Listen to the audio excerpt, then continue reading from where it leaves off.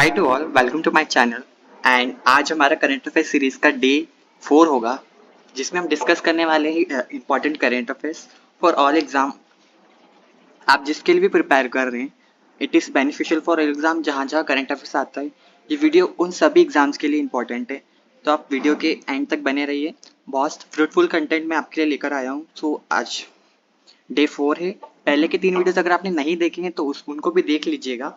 Day 1, day 2, day 3 तीनों के videos डल चुके हैं, आप देख लीजिएगा। आगे की बात करते हैं आज के करंट अफेयर्स की।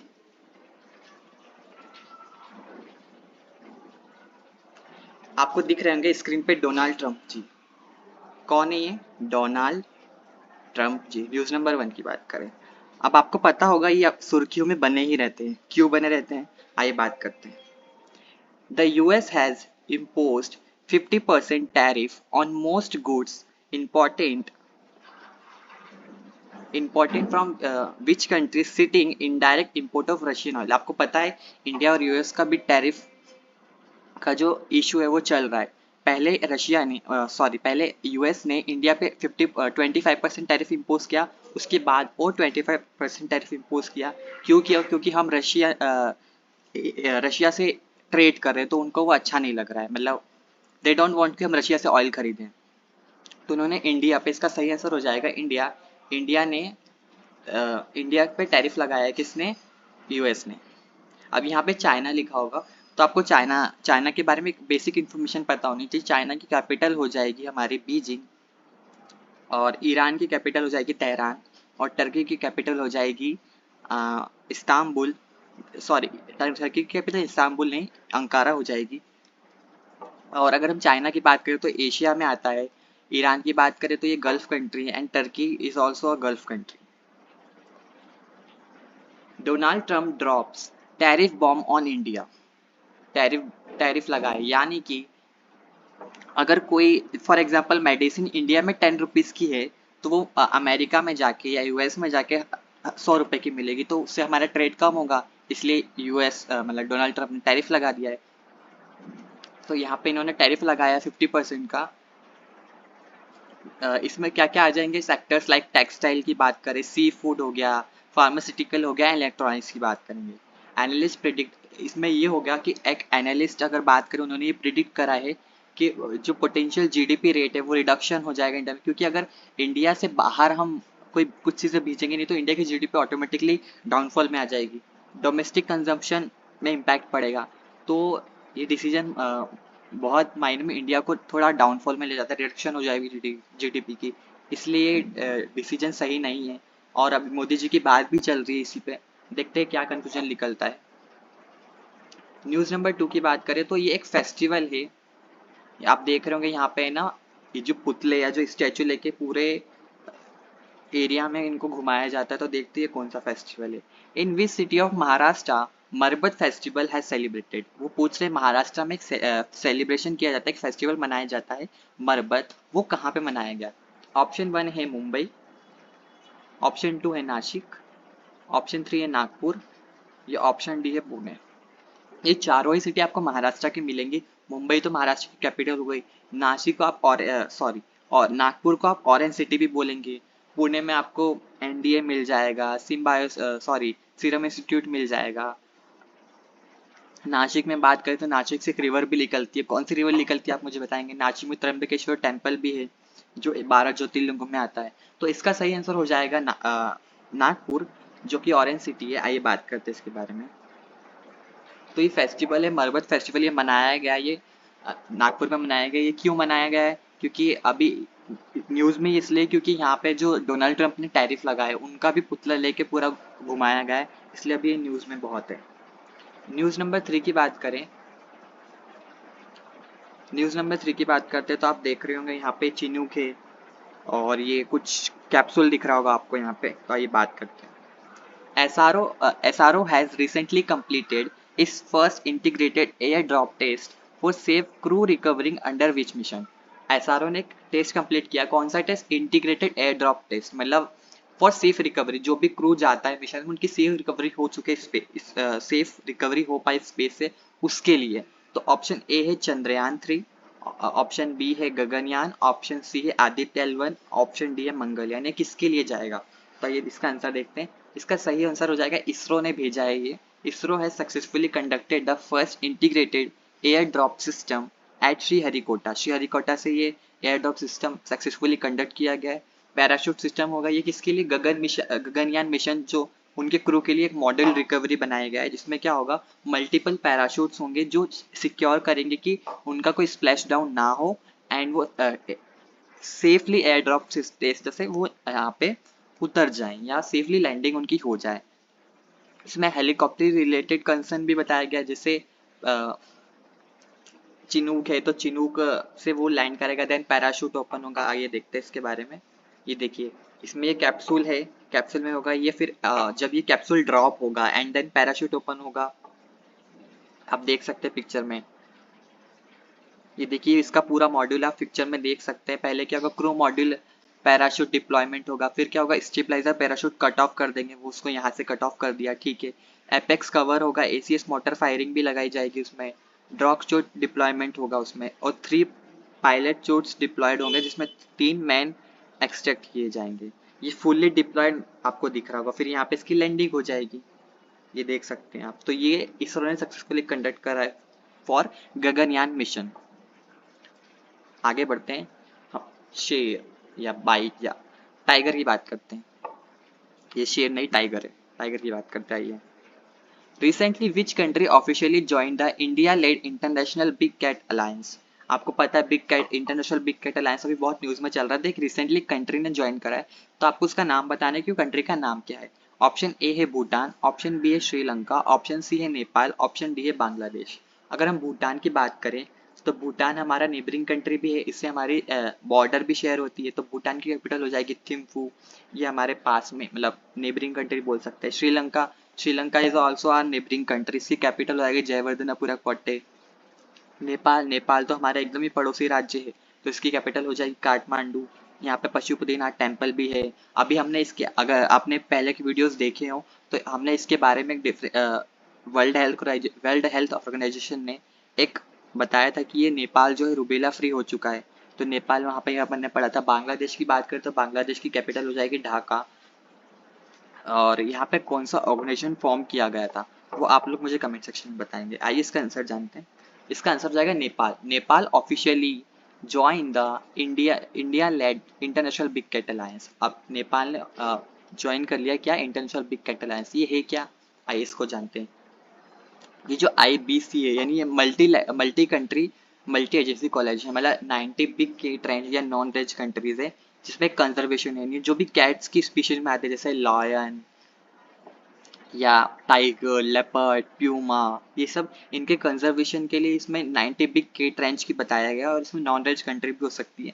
ये एक मल्टी कंट्री ऑर्गेनाइजेशन बोल सकते हैं इसको। Nepal join by signing the framework agreement. Framework agreement sign करा है कब, 24 अगस्त को साइन करा है। नेपाल भी अब इसका ऑफिशियली मेंबर बोल सकते हैं या फिर कंट्री, मतलब इन्होंने ऑफिशियली ज्वाइन कर लिया है ग्रुप, ठीक है। England, Nepal landscape host snow. आप बात करेंगे तो नेपाल की, नेपाल को आपको पता है कि वहाँ पे snow leopard, tiger and common late पाए जाते हैं, ताकि इस ग्लोबल कोलेब्रेशन में स्ट्रेंथन पाए जाके, इसलिए उन्होंने ये ज्वाइन किया है ग्रुप।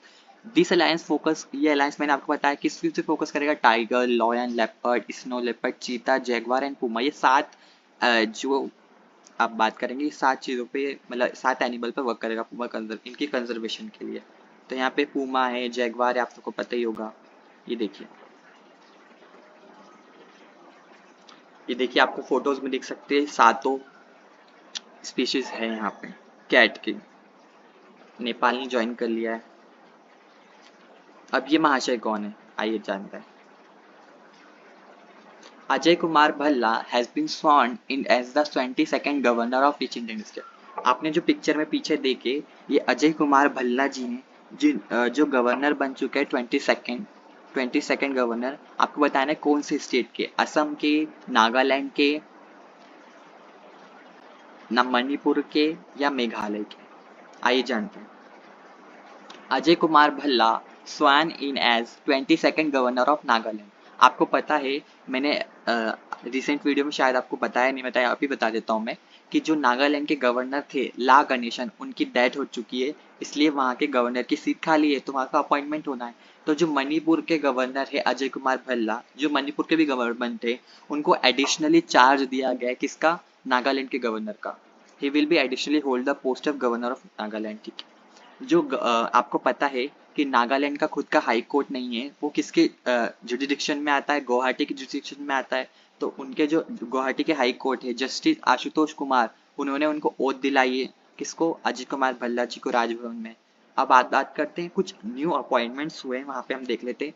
मैंने पिछले वीडियो में आपको बताया था या हाँ, अमित शाह जी ने, मैंने आपको पिछले वीडियो में बताया था कि अमित शाह जी ने किसको अपॉइंट करा है, सतीश गोलचा जी को, किसको, सतीश गोलचा जी को, किस लिए, दिल्ली पुलिस कमिश्नर के लिए, as a Delhi police commissioner. अब आपको ये बताना है कि सतीश गोलचा और क्या क्या चीज़ें, मतलब और क्या क्या इन्होंने, इनका करियर रहा है। Commandant of the Indian naval academy, Indian naval academy का कमांडेंट कौन है, मनीष चड्डा है। Controller general of defence account कौन है, राजकुमार अरोरा है। 42nd vice chief of naval staff कौन है, संजय वात्सल्य है। फ्लैग ऑफिसर कौन है, commanding in chief Krishna Swaminathan. तो ये कुछ अपॉइंटमेंट डिफेंस से रिलेटेड आपको याद रखनी है। आइए आगे बढ़ते हैं। ये देख सकते हैं उनको ओथ दिला रहे, ये आशुतोष कुमार हैं एंड ये अजय कुमार भल्ला जी हैं। न्यूज़ नंबर 6 की बात करते हैं तो आपको यहाँ हेमंत सोरेन, रेवनाथ रेड्डी ये सब दिख रहे होंगे। तो ये न्यूज़ में क्यों है आजकल, ये न्यूज़ में क्यों है, आइए जानते हैं। According to a recent report, nearly 40% of chief minister in India face criminal cases. This report was released by which organization? यानी कि ये बोल रहा है, एक ऐसा रिसेंट रिपोर्ट में कहा गया है कि 40% ऑफ चीफ मिनिस्टर जो है इंडिया में, वो क्रिमिनल केसेस फेस करते हैं। लाइक हेमंत सोरेन का आपको पता होगा, अरविंद केजरीवाल जी हो गए, या साउथ में जितने भी रेवंत रेड्डी हो गए, ये इनके कहीं ना कहीं क्रिमिनल केसेस देखे गए। तो ये जो डेटा है वो कौन रिलीज करता है, नीति आयोग करता है क्या, option A. Option B ADR करता है क्या, option C election commission of India करता है, option D PRS legislative research करता है। तो आइए बात करते हैं। 40% of chief minister face criminal cases. ठीक है, तो ये डेटा कौन रिलीज करता है, आइए एक बार इसको जान लेते हैं। हाँ, ये डेटा कौन रिलीज करता है, आप देख सकते हो। Of the 30 chief minister in the country, 12 declare criminal cases against themself. मतलब अगर कंट्री में 30 चीफ मिनिस्टर है तो उसमें से जो 12 हैं उनके ऊपर क्रिमिनल केसेस है। ये रिपोर्ट किसने बोली है, एसोसिएशन फॉर डेमोक्रेटिक रिफॉर्म ने बोली है। ठीक है, आप एडीआर का फुल फॉर्म याद रखेंगे क्योंकि क्वेश्चन कहीं से भी आएगा, आपको आना चाहिए। तो आंध्र प्रदेश के सीएम कौन है, Chandrababu Naidu has declare 19 cases. Chandrababu Naidu पे किसने किए थे, 19 केसेस है। कर्नाटका के जो सीएम है उनके सिद्धारमैया, उनके पास 13 है, मतलब उनके पास उनके 13 केसेस है। झारखंड की बात करें हेमंत सोरेन की तो उनके 5 है। जो तेलंगाना के रेवंत रेड्डी, जैसे मैंने पहले भी बताया, उनके 89 केसेस रजिस्टर है, जो कि हाईएस्ट है। उसके बाद कौन है, एम के स्टैलिन है, जिनके 47 है। तो आपको ये 2 याद रखना है और बाकी के ये 3 भी याद रखना है, मतलब साउथ के स्टेट्स के। तो आइए बात करते, आगे बढ़ते हैं। आंध्र प्रदेश की बात करें अगर स्टेट की, तो आंध्र प्रदेश की आपको साउथ में देखने को मिल जाएगा ये, और इसकी कैपिटल हो जाएगी अमरावती। एंड अगर हम कर्नाटका की बात करें तो उसकी कैपिटल हो जाएगी बेंगलुरु। एंड झारखंड की बात करें तो उसकी कैपिटल हो जाएगी रांची। और झारखंड में छोटा नागपुर प्लेटू भी मिलता है, जिसको रोर ऑफ इंडिया बोलते हैं। कर्नाटका में भी बहुत सारे नेशनल पार्क है, बांदीपुर, बनेरघट्टा, ये सारे आपको एक अलग से वीडियो मिलेगा जिसमें सारे शॉर्ट वीडियो में आपको सारी चीज इन्फॉर्मेशन मिल जाएगी। मैं आपको ब्रीफ में बताते चल रहा हूँ कि कौन से स्टेट का क्या डेटा याद रखना है आपको। आगे बढ़ते हैं। News number 7। न्यूज़ नंबर से अभी अपन ने नेपाल की पहले एक न्यूज़ पढ़ चुके हैं। नेपाल ने इंटरनेशनल बिग कैट अलायंस को ज्वाइन किया और उसकी सेकंड न्यूज़ है अभी आज में। न्यूज़ नंबर 7 क्या बोल रहे हैं, Nepal art and culture festival 2025 देखते हैं, आइए। Which country will host a 22-day art and culture festival across 5 cities from September 5? यानी ऐसी कौन सी कंट्री है जो 22 डेज तक चलने वाला art and cultural festival host करेगी, जो कि 5 सिटीज में होने वाला है। तो ऑप्शन है India, option B Nepal, option C Bhutan, option D Sri Lanka. तो आपने पिक्चर में देख ही लिया होगा, तो इसका सही आंसर हो जाएगा नेपाल। इसका सही आंसर हो जाएगा नेपाल। आइए बात करते हैं। Nepal art and culture festival from September 5 से ये स्टार्ट होने वाला है। 22 डेज का फेस्टिवल होगा। ये कहाँ कहाँ पर होगा, काठमांडू में होगा, भक्तापुर में होगा, कीर्तिपुर में होगा, ललितपुर में होगा, अरे हांडी गांव में। आपको इस प्लेसेस की नाम भी याद रखने हैं क्योंकि प्लेसेस के नाम भी पूछे जा सकते हैं। ये इसका फर्स्ट एडिशन है तो बिल्कुल इंपॉर्टेंट हो जाता है आपके एग्जाम के लिए, क्योंकि ये फर्स्ट एडिशन होने वाला है। कब से कब तक होने वाला है? 5 सितंबर से 27 सितंबर तक होने वाला है। ये फेस्टिवल में क्या होगा? ये फेस्टिवल किसने the festival coincide with Indra Jatra, इनका जो एक वो होता है tradition, is organize in Basantapur Durbar square, यहाँ पे ऑर्गेनाइज होगा, जहाँ पे गॉडेस कुमारी और गणेश, गॉडेस कुमारी की पूजा की जाएगी, गणेश की, भैरव जी की पूजा की जाएगी, जो कि वुडन चैरियट में होंगे, उनको पूरे शहर में घुमाया जाएगा। न्यूज़ नंबर 8 की बात करें तो न्यूज़ नंबर 8 क्या है? न्यू डेवलपमेंट बैंक के बारे में न्यूज़ है, आइए जानते हैं। Who has been appointed as a vice president and chief risk officer at the new development bank? यानी एक नया अपॉइंटमेंट हुआ है, किसका? वाइस प्रेसिडेंट का। किसके? न्यू डेवलपमेंट बैंक के। न्यू डेवलपमेंट बैंक की बात करें तो ये क्या है? ये किसका बैंक है? ब्रिक्स का। ब्रिक्स क्या है? ब्रिक्स एक ग्रुप है कुछ 10 कंट्रियों का, जिसमें Brazil, Russia, India, China, south Africa और भी 5 कंट्रीज आती हैं। तो ब्रिक्स का एक बैंक है एनडीबी, जिनका सॉरी जो एनडीबी बैंक है वहाँ पे एक अपॉइंटमेंट हुआ वाइस प्रेसिडेंट का, तो आपको बताना है कौन है वो। राजीव रंजन जी का अपॉइंटमेंट हुआ है क्या? उर्जित पटेल जी का हुआ है क्या? राजीव कुमार जी का हुआ है या केवी कामत का हुआ है? तो Rajiv Ranjan, former MPC member, is now the vice president and chief risk officer at the new development bank. यानी कि फॉर्मर एमपीसी, यानी जो मॉनेटरी पॉलिसी कमेटी के जो मेंबर है Rajiv Ranjan. M monetary policy क्या होती है, ये सब क्या होते हैं, आपको ब्रीफ में एक बार बता दूंगा अलग वीडियो में, क्योंकि उसके मेंबर रह चुके हैं तो आपको मॉनेटरी पॉलिसी कमेटी के बारे में भी पता होना चाहिए। ठीक है। तो द ब्रिक्स लेड, मैंने आपको बताया कि ये जो बैंक है ये किसके द्वारा लेड किया जाता है? ब्रिक्स। 5 ईयर टर्म, ये 5 ईयर तक रहने वाले हैं, अगस्त 2023 को ये बोला गया है। Rajiv Ranjan brings over 35 year of central bank, इनको कितना एक्सपीरियंस है? 35 ईयर्स का एक्सपीरियंस है सेंट्रल बैंकिंग का, from the reserve bank of India. He has held key role in monetary policy and economic research, इन्होंने की रोल प्ले किया है कि इसमें मॉनेटरी पॉलिसी के रिफॉर्म्स के लिए, क्योंकि मेंबर रह चुके हैं इकोनॉमिक रिसर्च में। तो आपको इनका नाम याद रखना है, राजीव रंजन। ये आप इन देख सकते हैं, इनकी फोटोज भी मैंने यहाँ दे दी है। ये रहे राजीव रंजन जी। न्यूज नंबर 9 की बात करें, आहा, आपको देख ही रहा होगा, एकदम मतलब आपको फीलिंग आ गई होगी मिलिट्री की कुछ न्यूज है, एकदम इनकी ट्रेनिंग जैसी कुछ हो रही है। आइए देखते क्या न्यूज है। यहाँ आपको नारी शक्तियाँ दिख रही होंगी, क्या कर रही हैं देखते हैं।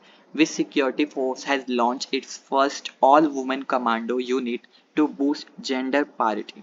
ऐसी कौन सी फोर्स है जिन्होंने first all women commando unit बनाई है?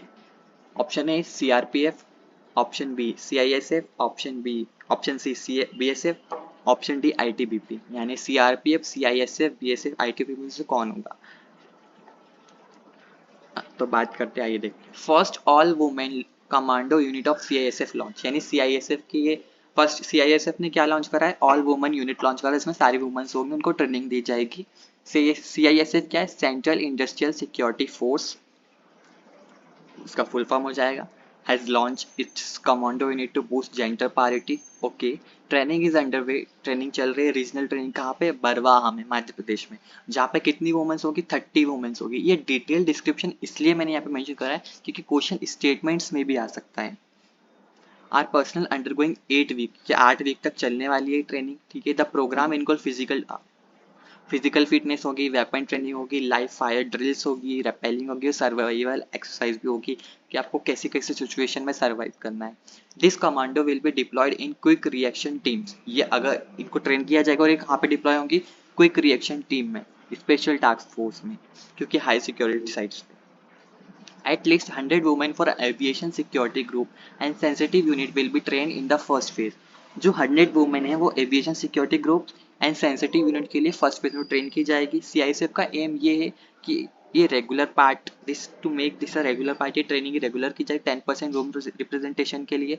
और करेंटली जो 8% है, currently won't make up 8% of the force with 2400 more recruits expect next year। मतलब इनकी पहले 8 थी, अब 10 हो चुकी है, तो एक्सपेक्टेशन ऑब्वियसली ज़्यादा होगी पिछले ईयर से। तो ये आपको सारी डिटेल याद रखनी है।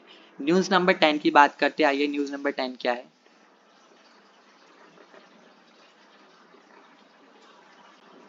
न्यूज़ नंबर 10 की बात करते हो, जैसे यहाँ पे देख रहे हैं आपको फोटो में क्रॉस दिख रहा है। क्रॉस यानी क्रिश्चियनिटी का जो क्रॉस होता है, क्रिश्चियन लोग जो पहनते हैं, आपको गले में पहने दिख जाएंगे। तो उसको कुछ मिला है यहाँ पे, आइए देखते क्या है। A remarkable preserve 7th century Christian cross. में आपको पता है क्रिश्चियन कॉर्स क्या होता है, जो लोग गले में पहनते हैं। ये मिला है, कहाँ पे मिला है? Unearth in which island of Abu Dhabi. Abu Dhabi में, यूएई में एक मिला है क्रिश्चियन क्रॉस, आपको देख सकते हैं ऐसा कुछ स्ट्रक्चर मिला है। तो ये आपको पूछा जा रहा है कौन से आइलैंड पे मिला है। अबू धाबी में तो मिला है, लेकिन कौन से आइलैंड पे? यास आइलैंड हो जाएगा, सरबानी यास आइलैंड हो जाएगा, डलमा आइलैंड हो जाएगा, या सादियत आइलैंड हो जाएगा। तो आइए इसका आंसर देखते हैं। UAE remarkable presented preserve 7th century Christian cross unearth on Abu Dhabi Bani Yas island. कहाँ पे मिला है? सरबानी यास आइलैंड पे। आइए इसके बारे में जानते हैं क्या है। एक न्यूली अनकवर्ड क्रिश्चियन क्रॉस है, कहाँ पे मिला है? बानियस आइलैंड पे मिला है, यूएई में, ठीक है। ये रिलीजियस कोएग्जिस्टेंस है, हाँ। तो यानी ये बोला, कहना चाह रहे कि कहीं ना कहीं पहले के उसमें यूएई या दुबई में भी जो रिलीजियस यानी क्रिश्चियनिटी का कोएग्जिस्टेंट रहा है, अगर ये मिला है तो। Found during the first major exhibition in over 30 years में पहली बार ऐसा कुछ मिला है। The 7th to 8th century artefact reflect link to the church of the East. मतलब 7 से 8 कंट्रीज ऐसी है जो रिफ्लेक्ट करती है कि जो चर्च है वो ईस्ट में भी होंगे। The discovery depends understanding of the region multicultural past and on going archaeological significance. ये डिस्कवरी ये बताती है कि कैसे रीजन मल्टीकल्चरल पास्ट रहा है क्रिश्चियनिटी का, और जो ऑन गोइंग आर्कोलॉजिकल सिग्निफिकेंस माना जाता है, उसके अकॉर्डिंग भी ये इन्होंने बताया है। आप देख सकते हैं अबू धाबी की लोकेशन ये है। अबू धाबी में ये सिटी है, ये सिटी है अबू धाबी सिटी। और यहाँ पे ही आपको सरबानियास आइलैंड मिल जाएगा। इधर पे आपको देखने को मिल जाएगा सऊदी अरेबिया, यहाँ पे आपको देखने को मिल जाएगा कतर। ये पर्शियन गल्फ है, इधर आपको ओमान दिख जाएगा। यहाँ पे शारजा जो यूए की ही एक सिटी है वो मिल जाएगी। न्यूज़ नंबर 11 पे आते हैं। न्यूज़ नंबर 11 क्या बोल रही है, आइए देखते हैं। The Indian Navy recently commissioned two steel frigate INS Udayagiri and INS Himgiri at which place। यानी कि INS उदयगिरी और INS हिमगिरी को कमीशन किया इंडियन रेलवे ने, जो स्टील फ्रिगेट यानी छोटी हैं। कोची में, मुंबई में, विशाखापट्टनम में, या गोवा में। चारों में से क्या होगा? तो कोची में तो आपको पता है कोची पोर्ट है। कोची किसकी सिटी है, किस में आती है? केरला की एक सिटी है। Mumbai commercial capital of India and capital of Maharashtra also. Visakhapatnam जो जहाँ पे ईस्टर्न कमांडो है। गोवा, गोवा इस स्टेट ऑफ इंडिया जो कि एकदम छोटा, इसकी कैपिटल पणजी हो जाएगी। एंड जो इसकी कैपिटल है पणजी, वो मांडवी नदी के किनारे या महादेवी नदी के किनारे, आपको याद रखना है, कभी भी पूछ सकते हैं। INS Udaygiri Himgiri commissioning, how this indigenous steel frigate will provide big boost Indian navy. आइए बात करते हैं। The Indian navy commission two advance, यानी कि टू एडवांस स्टील फ्रिगेट है INS Udaygiri and INS Himgiri. किसके अंतर्गत बन रही है? प्रोजेक्ट 17A के अंदर, क्योंकि प्रोजेक्ट पूछ लिया जाएगा तो आपको पता होनी चाहिए। कहाँ पे कंस्ट्रक्ट हुई है? मुंबई में हुई है और कोलकाता में हुई है। मतलब एक मुंबई में, एक कोलकाता में। They mark the first time two frontline combat ship will enter service together. ऐसा फर्स्ट टाइम हो रहा है कि दो फ्रंटलाइन कॉम्बैट शिप एक साथ सर्विस में स्टार्ट होगी, with powerful weapons, advance sensor, aviation capability and 75% indigenous करने। मतलब जिसमें अगर ये 100% बनी है तो 75% जो कंटेंट है, जो स्ट्रक्चर है, वो इंडिजिनियसली बिल्ड किया गया है, नहीं इंडिया में ही बिल्ड किया गया है। They will extend India reach across the Indian ocean. ये कहाँ तक? इंडियन ओशियन तक जाएंगी। And signal growing self reliance and defence manufacturing. इन सब के लिए both ship revive proud naval names while delivering new level of firework and endurance. तो आपको ये INS उदयगिरी और हिमगिरी याद रखना। Trail run of India first, sorry try my bad, trial run for India first urban ropeway start in Varanasi. यानी India का first urban ropeway start किया गया वाराणसी में। आपको ये याद रखना है। ये थोड़ी वन लाइनर क्वेश्चन जो आपको एकदम अगर आपको पता भी होगा तो चलेगा। राजस्थान पुलिस लॉन्चेज ऑपरेशन संस्कार। क्या करा है? राजस्थान ने ऑपरेशन संस्कार लॉन्च करा है। किसके लिए? जो भी बाइकर्स या बाइकर गैंग्स, जो भी आपने देखा होगा स्टंट्स वगैरह करती है, आप न्यूज़ में भी देखा होगा, वायरल जाते वीडियोस, कोई उनको रोकता नहीं, तो उन्होंने ऑपरेशन संस्कार रखा है कि जो बाइकर गैंग्स घूमती या जो उनकी वजह से जिसको भी नुकसान होता है या जिसको भी प्रॉब्लम होती है उनके लिए ये ऑपरेशन संस्कार चलाएगा, पुलिस उनको रोकेगी। राजस्थान पुलिस के द्वारा ये लॉन्च किया गया। राजस्थान की बात करें तो राजस्थान की कैपिटल हो जाएगी जयपुर। यहाँ पे आपको रणथंभौर नेशनल पार्क देखने को मिल जाएगा, घाना नेशनल पार्क देखने को मिल जाएगा। आइए बात करते हैं chess biggest competition comes to India. Goa to host the FIFA FIDE world cup 2025 in October November. यानी आपको पता होगा, आपने भी रिसेंट न्यूज़ में देखा होगा कि चेस का जो वुमेन वाला फाइट था, यानी फाइड वुमेन वर्ल्ड कप था, वो हो चुका है। उसमें अपनी इंडिया की 19 ईयर्स ओल्ड दिव्या देशमुख ने जीत चुकी हैं फाइनल, किसको हरा के, पुनेरू हम्पी को हरा के। अब ये मेंस वाला कहाँ पर होगा, गोवा में होगा। कहाँ कब होगा, अक्टूबर नवंबर में होगा और इंडिया इसको होस्ट करेगा। तो आज की वीडियो आपको कैसी लगी, आपको जो भी आपको डाउट हो या आपको लग रहा हो मिसिंग है, वो आप मुझे कमेंट सेक्शन में बताएं, तो मैं उसको और इम्प्रूव करने की कोशिश करूँगा। आपको वीडियोस पसंद आ रहे हैं नहीं आ रहे, आप प्लीज़ फीडबैक या कमेंट्स में डालिए या लिखिए कि आपको कैसा लग रहा है।